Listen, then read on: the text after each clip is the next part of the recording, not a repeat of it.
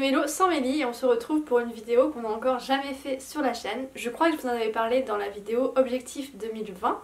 Oui, c'est ça. Au tout début de l'année, enfin en tout cas, ou de l'année dernière. Oui, ça va être de l'année dernière pour vous vu qu'elle va sortir en 2022. Les bruits que vous entendez, c'est mon chat qui se couche sur le radiateur chaud et qui tape avec sa queue, fait du tambour. Donc du coup je disais que je vous en avais parlé en 2020, au tout début. J'avais pour objectif de faire une jarre avec tous mes coups de cœur de l'année et à la fin de l'année d'en faire une vidéo en piochant tous les coups de cœur pour me remémorer un peu les très bonnes lectures de l'année. Donc voilà, l'heure est venue.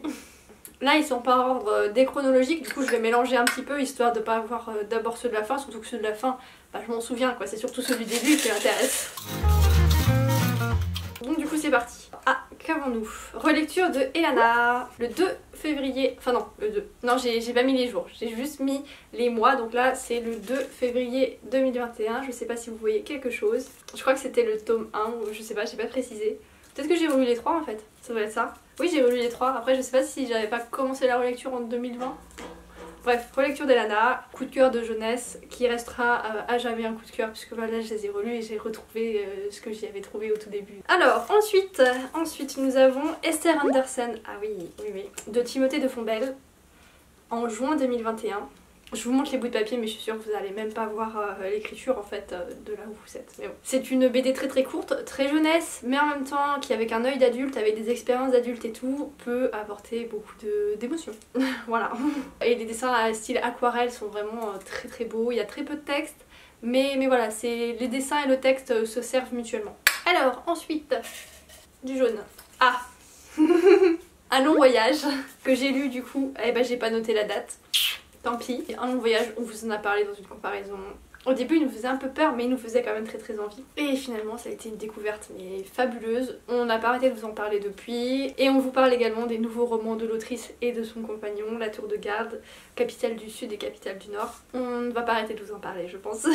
Et d'ailleurs, à l'heure où je vous parle, il y a genre 2 jours, bon du coup pour vous, après montage et publication de la vidéo, ça fera une semaine, 2 semaines au moins. On a participé à une vidéo participative avec plein d'autres booktubeurs et booktubeuses où on parle de notre coup de cœur de l'année, donc on vous a parlé d'un long voyage. Je vous mettrai la vidéo en barre d'infos. Le suivant, un bleu. C'est un ou deux, non c'est un. Alors, qu'avons-nous là?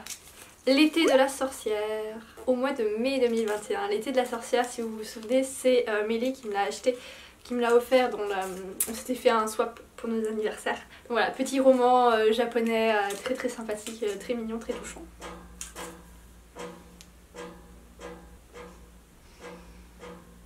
Ensuite, et parfois je m'amusais à faire des petits trucs.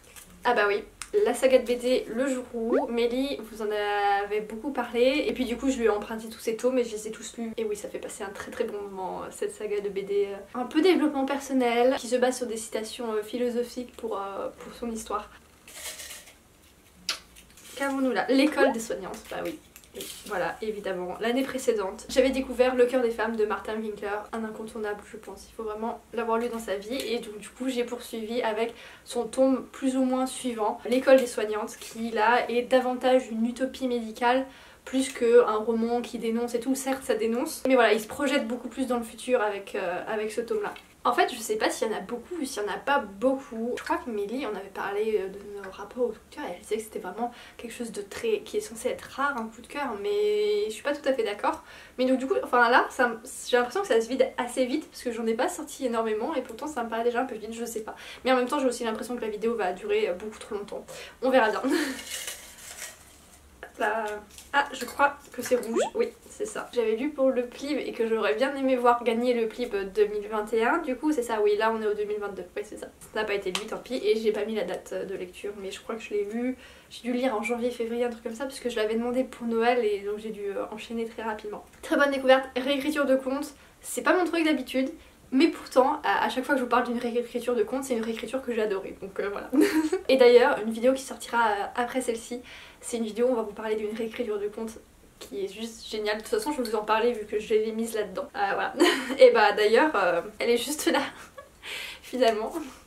J'ai bien mélangé. Doré d'oreiller donc, que j'ai lu en novembre 2021. Pour le clip 2022 cette fois. J'ai vu tellement de bons avis, la couverture me faisait tellement envie, le résumé aussi. Je sais pas, j'ai craqué, je suis allée le chercher en librairie comme ça et puis je l'ai lu dans la foulée. Vraiment une très bonne découverte ça. Mais il est aussi adoré donc on va vous faire une comparaison là-dessus et j'espère qu'on va vous convaincre de le lire.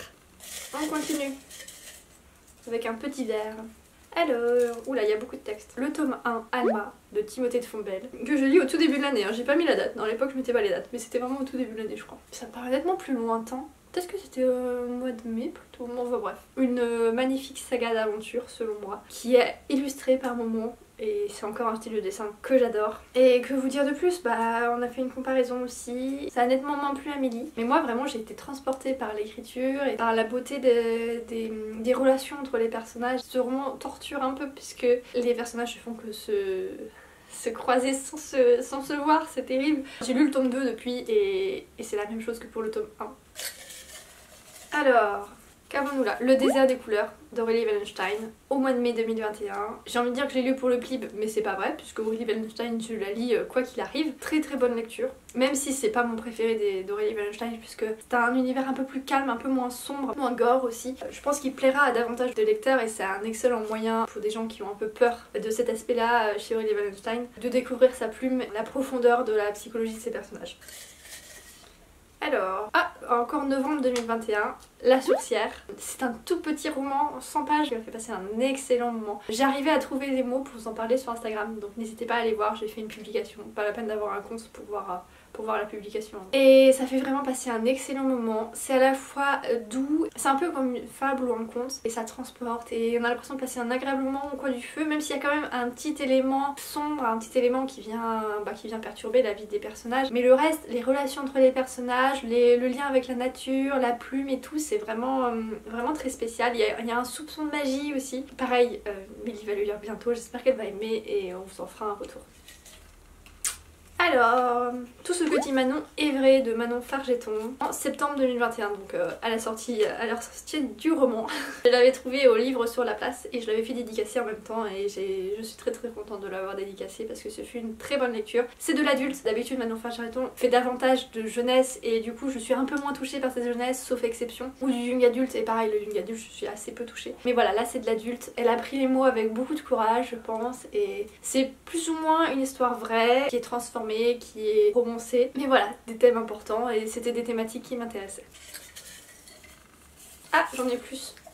Alors, La différence invisible en mai 2021. Alors là c'est une BD qui parle de l'autisme au féminin et de l'autisme Asperger. Maintenant ça ne se dit plus Asperger mais bref voilà, c'est pour vous situer un peu plus. C'est une BD plus ou moins autobiographique. L'autisme c'est un sujet auquel je me suis intéressée à cette période. Je m'y intéresse toujours un peu mais voilà, j'ai beaucoup fouillé à cette période, beaucoup lu sur le sujet. Et cette BD j'ai trouvé vraiment très bien, très claire. Certes elle ne rentre pas en profondeur mais c'est une première entrée en matière très intéressante. Alors là nous avons quoi?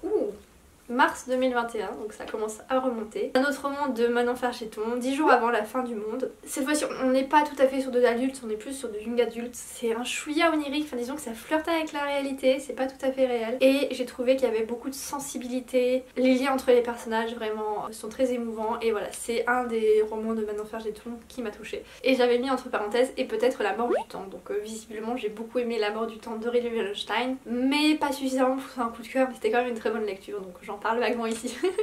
Allez, il en reste plus beaucoup. Hop. Ah, ça remonte aussi, parce que après j'ai eu la flemme de faire des trucs un peu sympas. J'ai juste mis des bouts de papier que j'ai déchirés et pouf. Janvier 2021. Ouais, c'est vraiment au tout début quoi. Le bonheur est caché dans un coin de votre cerveau de Fabien Olicard, que j'avais pris en livre audio et ça a été une très bonne expérience. D'habitude le développement personnel, je trouve que ça défonce un peu des portes ouvertes clairement. Ça utilise des astuces qui sont assez évidentes et qu'on connaissait, mais des fois ça fait pas de mal de se les rappeler. Et là par contre j'ai trouvé un peu plus mon compte que ce que j'y trouve d'habitude dans des romans de développement personnel. Même si tout n'est pas applicable à mon cas je pense, et que toutes les astuces ne m'intéressent pas forcément ou ne correspondent pas à mon fonctionnement à moi, mais voilà, j'ai trouvé qu'il apportait pas mal de choses. Et d'ailleurs je l'ai mis dans le swap pour Mélie, voilà. Et là elle l'a fini et je pense qu'elle va vous en parler ou qu'elle vous en a déjà parlé dans une vidéo. Oula. La différence invisible, bah je l'ai mis 2 fois du coup. Voilà. Allez, un rouge, c'est le dernier. Des rouges. Enfin, pas le dernier. Le cœur des femmes, en BD, en mai 2021. Donc là, c'est toutes les lectures du swap, hein, concrètement. Presque. La différence visible, c'était pas dans le swap, mais bon, voilà. Le cœur des femmes, ce roman incontournable, a été adapté en BD et il a été adapté très très bien, même si c'est sûr qu'il manque un peu de développement et il manque plein de choses. Forcément, on peut pas faire rentrer un roman aussi gros, enfin aussi gros, il est pas si énorme que ça, mais il fait au moins 500 pages je crois, dans une BD qui elle-même est déjà très très grosse, hein. Sauf que l'âme du roman a été respectée. Et pour ceux qui n'ont pas envie de se lancer dans Le cœur des femmes en livre, voilà, maintenant il y a une excellente alternative. Et pareil pour ceux qui n'ont pas trop l'habitude de lire, il faut lire Le cœur des femmes quand même, donc du coup, la BD, tournez-vous vers la BD. Alors, bleu, jaune, vert. Le vert, le sang de la cité. Ah bah oui, évidemment. Avec Un long voyage, franchement, c'est vraiment mes plus belles lectures de 2021. Bon, celle-ci aussi, c'est censé être mes plus belles lectures de 2021. Mais le sang de la cité, c'est vraiment quelque chose de spécial. Un long voyage aussi, c'est vraiment... Comment dire? C'est un nouveau souffle dans la fantasy française et dans le fantasy tout court, parce qu'en fait, au final, je lis assez peu de fantasy pas française en ce moment en tout cas. Je l'avais découvert en juillet 2021, bah, juste à la sortie en fait. Je me suis rarement je me précipite autant pour lire des romans et les trouver juste à leur sortie, mais là vraiment j'attendais la date et de toute façon ça va être pareil pour les tomes suivants. Je vais pas m'éterniser là-dessus parce qu'on vous en rabat suffisamment les oreilles avec. Mais bref, lisez-le. Bon bah là on va partir sur de bleu histoire qu'il nous reste deux couleurs à la fin quand même. Alors là c'est du juin 2021, nous avons Esther Anderson. J'ai fait que mettre des trucs en double en fait. Allez, encore du bleu. L'Arpenteuse de rêve. Alors, novembre 2021. Celui-là, j'hésitais à le mettre dans mes coups de cœur. C'est une très très bonne lecture. C'est vrai que j'ai tendance à dire coup de cœur, mais par rapport aux autres, par exemple par rapport au sang de la cité, c'est pas vraiment un coup de cœur. C'est une très très très bonne lecture. Mais en même temps, je l'ai fait juste après avoir lu Ouijigo, que j'ai assez peu apprécié. De la même autrice, hein, c'est Estelle Faye. Donc du coup, ça a un peu remonté. Mais c'est vrai que rétrospectivement, je suis pas sûre de le classer dans mes coups de cœur. Mais bref, très bonne lecture. Plutôt jeunesse. Estelle Faye est vraiment très douée pour tous les âges, visiblement. Et sa plume est fluidifiée pour la jeunesse, donc c'était encore mieux. Mais pareil, on va vous en parler dans une comparaison qui arrivera bientôt. À l'heure où je tourne, normalement Mélie est en train de lire le roman. Et donc du coup, le petit dernier...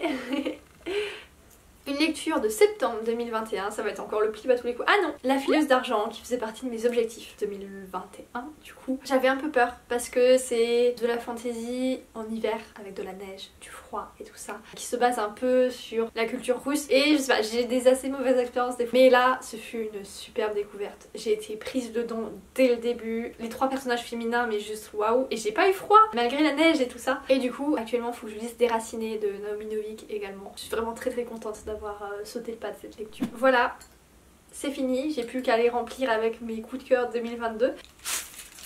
D'ailleurs, je sais pas si vous avez remarqué, mais j'ai pas fait de coup de cœur en décembre.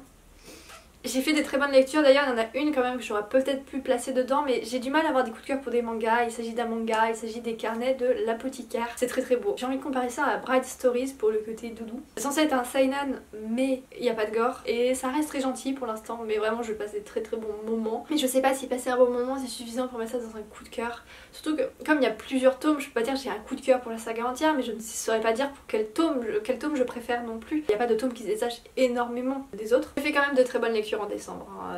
Voilà, il y en a des mauvaises, je vais vous en parler dans une présentation que je tourne le même jour d'ailleurs. Et donc sur ce, moi je pense que je vais prendre un carnet et je vais coller tous mes bouts de papier là. Et comme ça me fera une petite trace et tous les ans je pourrai voir les pages de chaque année et avoir un récapitulatif, parce que là ça reste quand même au final assez frais comme lecture dans ma tête. Mais voilà, les années suivantes ce ne sera plus le cas et j'aurai peut-être la flemme de regarder une vidéo de 15-20 minutes pour me remémorer tout ça. Donc voilà, j'espère que cette vidéo vous aura plu, c'est un peu plus détente. Et surtout n'hésitez pas à faire comme moi également une jarre. Et puis du coup n'hésitez pas à venir me lister vos coups de cœur de l'année en commentaire ou sur Instagram ou via le média qui vous plaît. Et puis du coup en attendant une prochaine vidéo, je vous souhaite de très très bonnes lectures. Yes.